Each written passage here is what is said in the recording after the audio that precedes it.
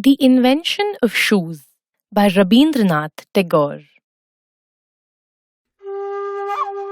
Once upon a time, King Hobu summoned his minister and said, "Gobu, why should dust dirty my royal feet whenever I step on the ground? You must put an end to this at once, or else face my royal wrath." Gobu wondered and worried. He pondered and perspired. Scientists and learned men, scholars and mechanics, after thinking long and deep, said, "If you do away with the soil, how will you grow crops?" So they thought some more. And then they made a purchase of 17,50,000 brooms. The dusting of the kingdom commenced. The dust covered the king's face and chest. People coughed and choked, and dust clouds covered the sun. Then 21 lakh water carriers set out with bags of water. They ran all over, pouring water wherever they saw a speck of dust.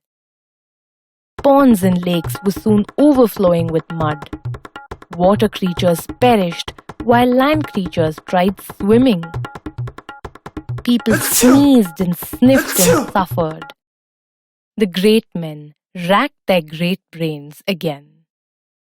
Someone said, "Keep the king indoors.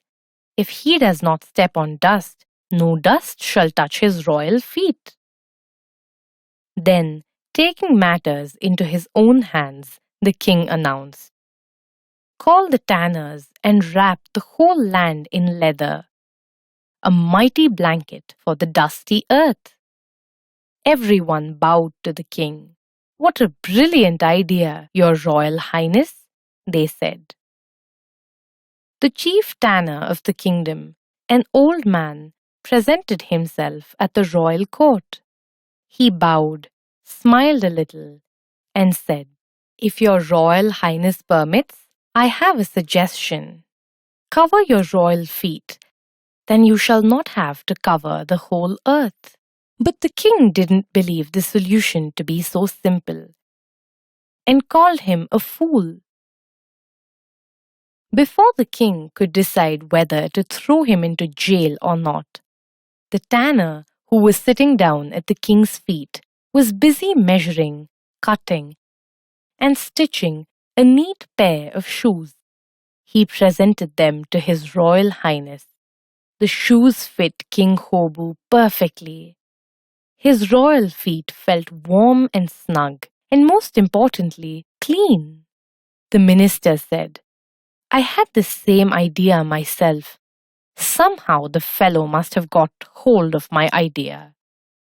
Thus, the shoes saved the royal feet, Gobu, and the earth.